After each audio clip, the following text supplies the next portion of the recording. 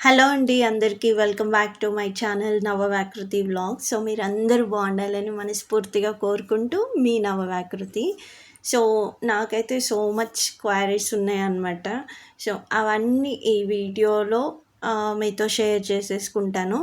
అంతకంటే ముందుగా అందరికీ ఇట్స్ మై హంబుల్ రిక్వెస్ట్ అండి, నాతో పాటు జర్నీ స్టార్ట్ చేస్తూ ఛానల్ చూస్తూ సబ్స్క్రైబ్ చేసుకొని సపోర్ట్ చేస్తున్న ప్రతి ఒక్కరికి thank you so much. And చూడడమే కాదు, కొంచెం సపోర్ట్ చేయండి. సో సైమల్టేనియస్గా కొంచెం సబ్స్క్రిప్షన్ కానీ వాచ్ టైం కానీ పెరిగితే యూట్యూబ్ మన ఛానల్ని రికమెండ్ చేస్తుంది అనమాట. దిస్ కంటెంట్ లేకపోతే దిస్ ఛానల్ యూస్ఫుల్ అని చెప్పేసి కొంచెం సపోర్ట్ చేసిన వాళ్ళు అవుతారు. అండ్ ఫైనల్గా ఇంకొకటండి, ఆల్మోస్ట్ నా 18 minutes ఉంటుంది సో నా వీడియోస్ అన్నీ. సో అంత టైం వెచ్చిచ్చి టైం తీసుకొని మరి నా వీడియోస్ చూస్తూ సపోర్ట్ చేస్తున్న మీ అందరికీ thank you so much. And new subscribers అందరికీ ఇట్స్ వామ్ వెల్కమ్ అండి. సో ఇంకా వ్లాగ్లోకి వెళ్ళిపోతే ఆల్మోస్ట్ మీరు చూసే ఉంటారు, థంబ్నెయిల్ వచ్చేసి ఎస్ అండి. నేను ఓన్గా ఏదైనా చిన్న బడ్జెట్లో ఒక బిజినెస్ అనేది స్టార్ట్ చేద్దాం అనుకుంటున్నాను. సో దీనికంటే నెంబర్ ఆఫ్ క్వైరీస్ నాకు ఉన్నాయన్నమాట. అవేంటి అంటే చెప్తాను. ఫస్ట్ ఆఫ్ ఆల్ నేను బిజినెస్ ఎందుకు స్టార్ట్ చేయాలనుకుంటున్నానంటే, ఫస్ట్ నుంచి కూడా నాకు బయటికి వెళ్ళి వర్క్ చేయడం అనేది అస్సలు అలవాటు లేదనమాట. ఎప్పుడో చిన్నగా ఉన్నప్పుడు ఏదో అమ్మ వెనకాల ఏదో ఒక 4 రోజులు అట్లా వెళ్ళి హార్వెస్టింగ్ పొలం పని ఏదన్నా ఉంటే అట్లా చేస్తున్నాను, కానీ అది కూడా రెగ్యులర్గా కంటిన్యూషన్గా కూడా కాదు, ఏదో పిల్లాటకంగా వెళ్ళిన. సో అదనమాట. అదర్వైజ్ నా చైల్డ్హుడ్ అంతా ఇంట్లోనే తినడం, కూర్చోవడం, ఇంట్లోనే ఉండడం, అంతకు మించి ఇంక ఏమీ ఉండదు. సో ఈ మధ్య కొంచెము పిల్లలు ఎదుగుతున్నారు, ఎంతో కొంత ఫైనాన్షియల్ సపోర్ట్ ఉండాలి, మనమంటూ ఇండిపెండెంట్గా ఎంతో కొంత అమౌంట్ ఎర్న్ చేయాలి, దిస్ కైండ్ ఆఫ్ థాట్తోని నేను వర్క్ అనేది స్టార్ట్ చేయడం జరిగింది. అయితే ఏంటంటే వర్క్ వాళ్ళు ఇచ్చిన షెడ్యూల్లో మనం కంపల్సరీ వెళ్ళాలి. ఎండైనా లేకపోతే వానైనా చలైనా ఎక్కడ డ్రాప్ చేయడానికి లేదు. సో లాస్ట్ ఇయర్ నేను ఒక దగ్గర కంపెనీలో వర్క్ చేసినప్పుడు ఏమైందంటే, ఒక్కరోజు మనం లీవ్ తీసుకుంటే 2 రోజుల శాలరీ కూడా కట్ చేసేవాళ్ళు. సో కష్టపడి రూపాయి సంపాదించడం ఇంత కష్టము, దాన్ని నిలుపుకోవడం ఇంకా కష్టంగా మారిందనమాట లాస్ట్ టైము. సో అదే టైంలో నా అమౌంట్ నాకు ఇచ్చేదానికి కూడా కొంతమంది హ్యాండ్ ఇచ్చేస్తున్నారనమాట. నన్ను అలా నమ్మించి మోసం చేసి నా అమౌంట్ నాకు ఇవ్వకుండా అట్లా హ్యాండ్ ఇచ్చేసి వాళ్ళే హోల్డ్ చేసుకున్నారు అమౌంట్ అంతా. సో అది నాకు పీక్స్ టైము ఏంటంటే, పిల్లలు స్కూల్కి వెళ్ళే టైము, వాళ్ళకి బుక్స్, తర్వాత యూనిఫామ్ ఇవన్నీ ఉంటాయి. సో అట్లా నేను చాలా రిస్కీ అయిపోయినా లాస్ట్ ఇయర్. తర్వాత ఎప్పుడు రోజులు ఒకేలాగా ఉండవు కాబట్టి మళ్ళీ వేరే దగ్గర వర్క్ ఎత్తుక్కోవడము, సో అట్లా సెటిల్డ్ అయినా. సో ఏంటి అంటే మెయిన్ ఆటన్నిటికంటే కూడా మెయిన్ రీజన్ ఏంటి అంటే, ఎస్పెషల్లీ పిల్లలతో పాటు మా పాప నాకు ఇంకా స్పెషల్ అనమాట.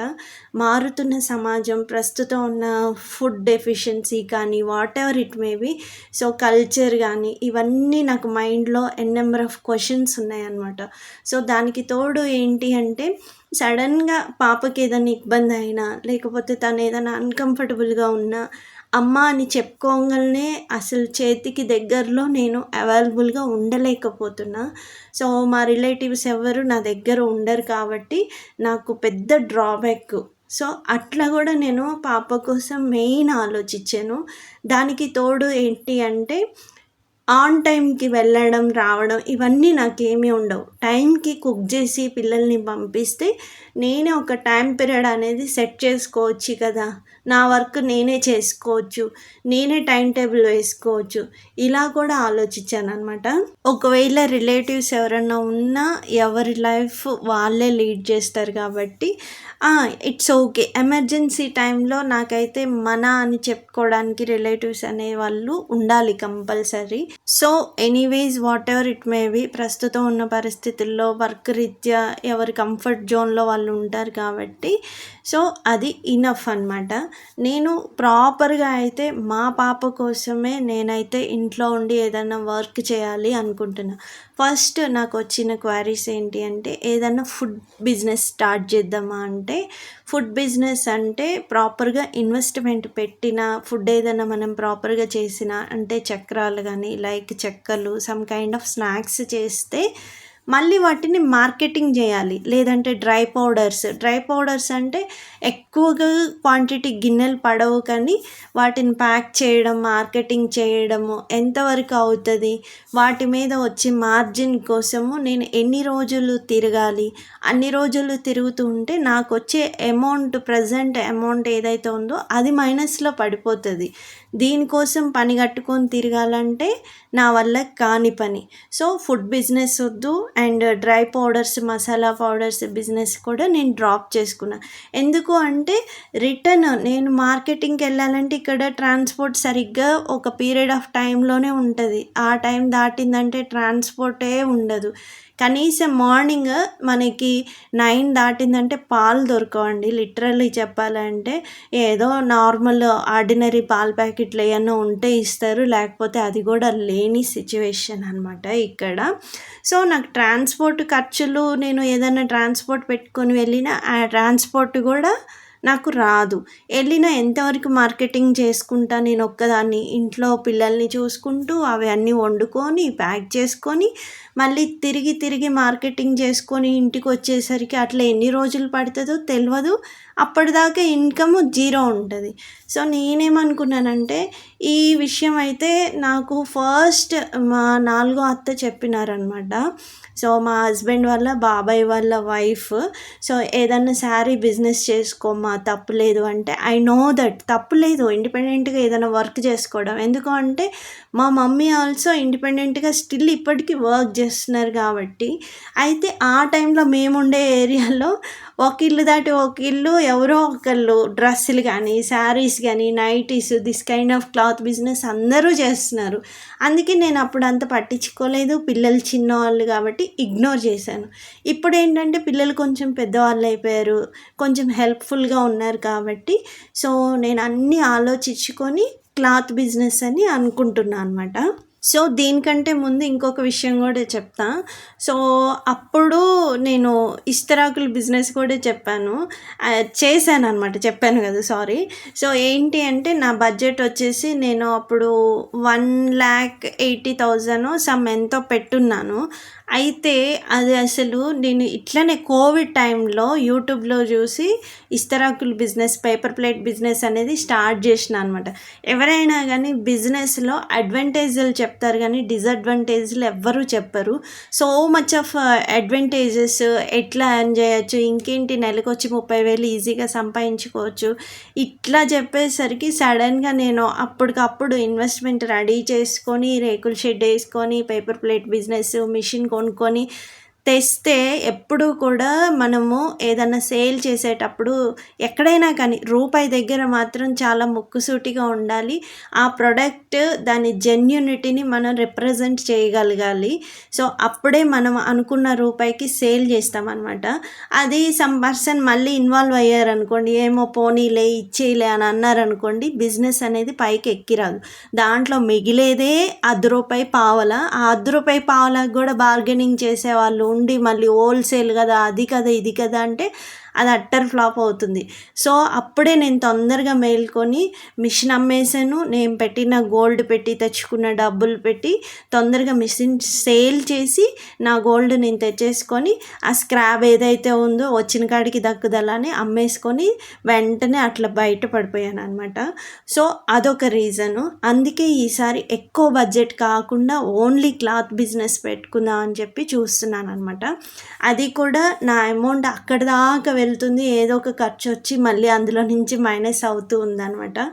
సో అదొక రీజను. బట్ ఎప్పుడు స్టార్ట్ చేస్తానో తెలియదు కానీ భగవంతుడి దయ వల్ల తొందరగానే స్టార్ట్ చేయాలని అనుకుంటున్నాను. క్లాత్ బిజినెస్ ఏంటంటే తక్కువ బడ్జెట్లో మనం 5,000 కాడ నుంచి స్టార్ట్ చేసుకోవచ్చు. దానికి ప్రాపర్ టైం అంటూ ఏముండదు.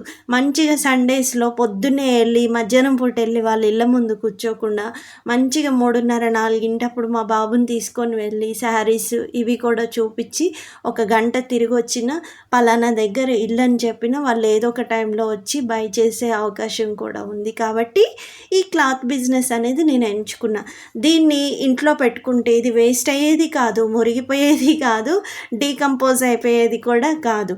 అంతగా ప్రొడక్ట్ బాగా ఆగిపోతుంది, అది అవుట్డేటెడ్ అయిపోతుంది అంటే ₹10 తెచ్చుకున్న వస్తువుని ₹5కి, ₹4 కన్నా మనం సేల్ చేసుకోవచ్చు శారీస్లో. సో టోటల్గా లాస్ అయితే ఉండదు. 100లో 70% లాస్ ఉన్న 30% కొంత మాల్ వరకు మనం ప్రొటెక్ట్ చేసుకోవచ్చు అనమాట. సో ఇట్లా కూడా ఆలోచించుకున్నా. సో మీకేమైనా ఐడియాస్ ఉంటే ఇంకా బెటర్గా ఉంటే దయచేసి కామెంట్ బాక్స్లో నాకు సజెస్ట్ చేయండి. సో దీన్ని మళ్ళీ పిల్లల కోసము కంప్లీట్గా డ్రాప్ అయిపోయి ఇంట్లో కూర్చోవాల్సిన అవసరం లేదు. ఈ బిజినెస్ కొంచెం పికప్ అయ్యేంత వరకు సైమల్టేనియస్గా ప్రజెంట్ నేను చేసే వర్క్ నేను చేసుకోవచ్చని ఇట్లా కూడా ఆలోచించుకున్నాను అనమాట. So in number of queries ఉన్న తర్వాత నాకు సార్ట్ అవుట్ అయ్యి నేను క్లియరెన్స్ తెచ్చుకున్న విషయం అయితే ఇది. సో దీనికి ఒక మనిషి మీద డిపెండ్ అవ్వాల్సిన అవసరం లేదు, ఒక మనిషి సహాయం కూడా అవసరం లేదు.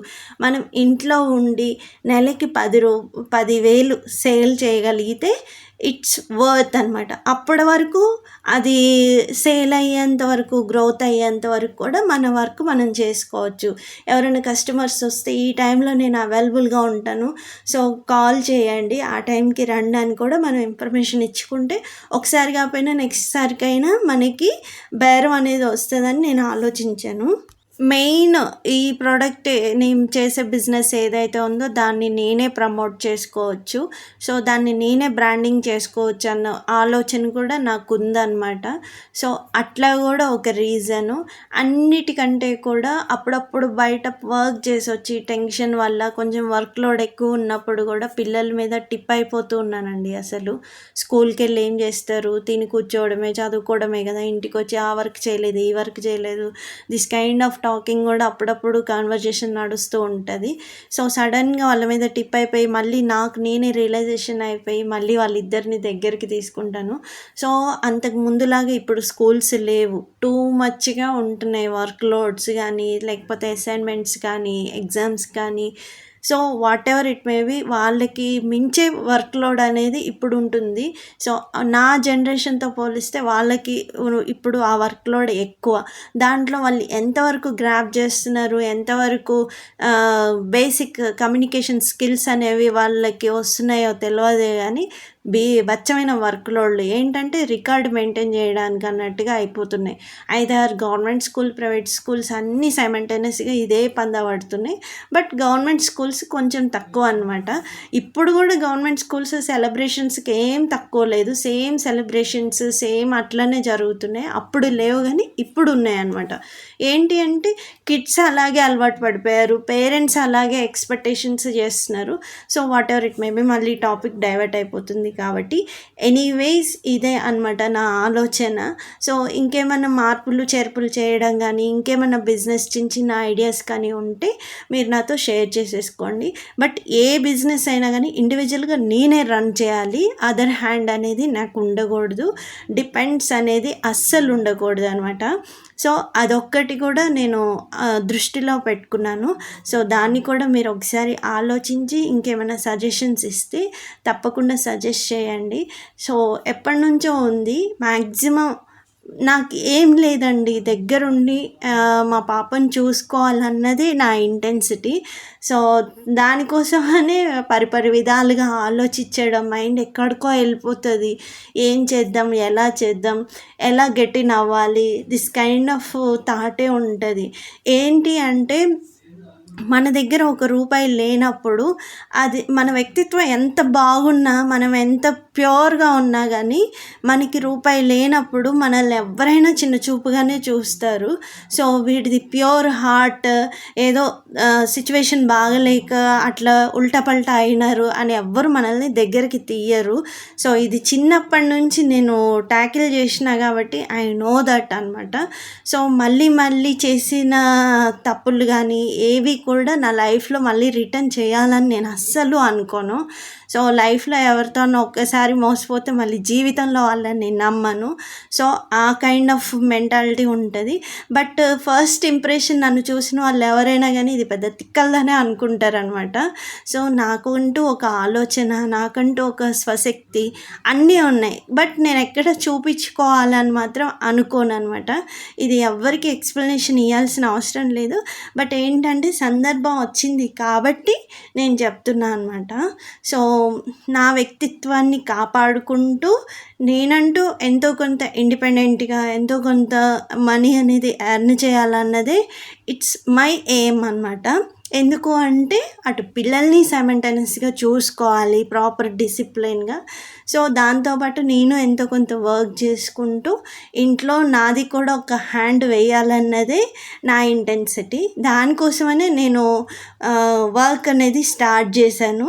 ఈ వర్క్ మా ఫ్యామిలీలో అందరూ చేసుకుంటారు, తప్పేమీ లేదు. కాబట్టి మా మమ్మీ వాళ్ళ సైడ్ ఎస్పెషల్లీ అందరూ వర్క్ చేస్తారు, ఎవరు ఇంట్లో కూర్చోరు కాబట్టి.